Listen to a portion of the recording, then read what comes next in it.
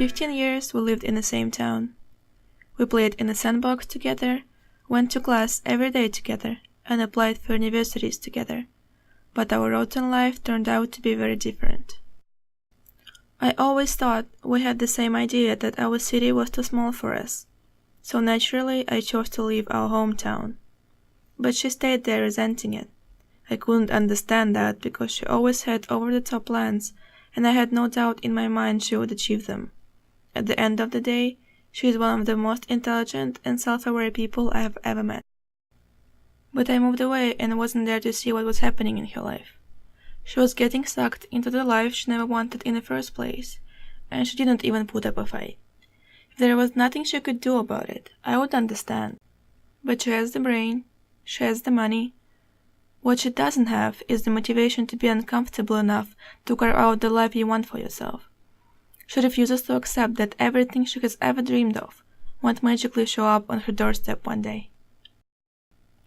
Each time I meet in person, I think of us as characters in the set version of the movie One Day, where people who mean a lot to each other meet just once a year, but instead of growing closer, they are growing apart. Now, each time we talk, and I ask her what is her next step, the only thing I hear are elaborate excuses. But at a certain time in life, I have to choose the people to surround myself with, people who not only understand me, but who motivate me and support me. Sometimes, though, I feel guilty for doing what I do, because we are not doing it together. We still get along just as good as ever, but there is tragedy in our long-distance relationship. There is jealousy, lack of time, lack of motivation to communicate. There is anger, disappointment. But even with all this, we still deeply care about each other.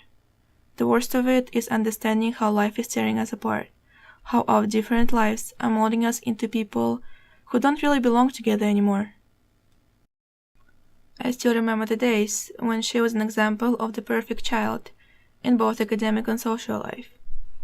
Perfect grades and perfect relationships with no effort.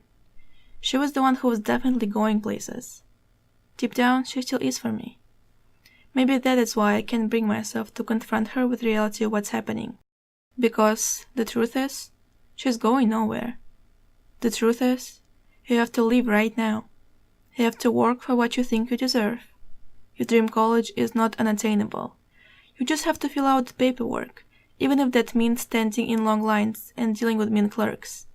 Your dream city is just a plane ticket away. You just have to find a job to support yourself there. Just wanting it, even if it's the most sincere desire in the universe, is not enough. To be honest, I'm kind of scared she'll somehow find this story. And if she does, I hope she does not recognize my voice.